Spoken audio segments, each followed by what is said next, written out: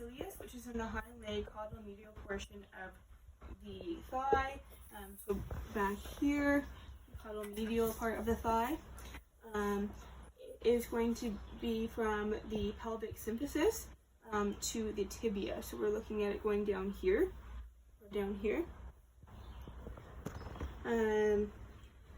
It's going to order small tendons to the tuberocalcaneus. So we're going to go down a little bit farther too. Just one part of it's going to run farther down that way. And it is going to adduct the limb, so it's going to bring the limb in, like that. Then we have the sartorius muscle. The sartorius muscle is going to be on the thigh and the cranial medial surface of it, so it's going to be up here. And it's going to run from the crest of the ilium to the patella, so down this way. And it's also going to run on the caudal part of the tibia and quadriceps, so it's going to run like this. And it's going to extend the stifle and flex the hip. So it's going to extend the stifle and flex hip, so it's going to go back like this. And then we have the rectus abdominis. So the rectus abdominis is going to be a six-pack in people, and it's going in fit people, and it is going to run from the sternum to the pubis. It's going to run from here down to the pubis, so down to here. It is going to flex the vertebral column, and it helps with urination, defecation, vomiting, giving birth, and torsion to help the animal with mobility.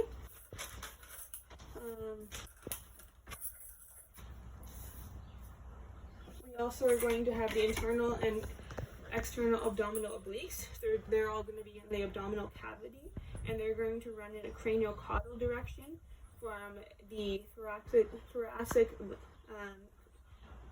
thoracic columbar fascia to the linea alba. So that's all going to be in here. So the external is going to run. The external is going to run in a caudal ventral direction, so down like this. And the internal is going to be running in a craniocaudal version, so like this. So we've got those, and then we have the transverse abdominis muscles. Again, lies in the abdomen, and it's going to lie internal to the abdominal obliques to the rectus abdominis in the last 4 to 5 ribs, so right around here. And it is going to flex the vertebrae column, and it's going to help with urination, defecation, vomiting, giving birth, and torsion. So right around here. So that explains our abdominal muscles. And then we just need to explain our muscles of respiration.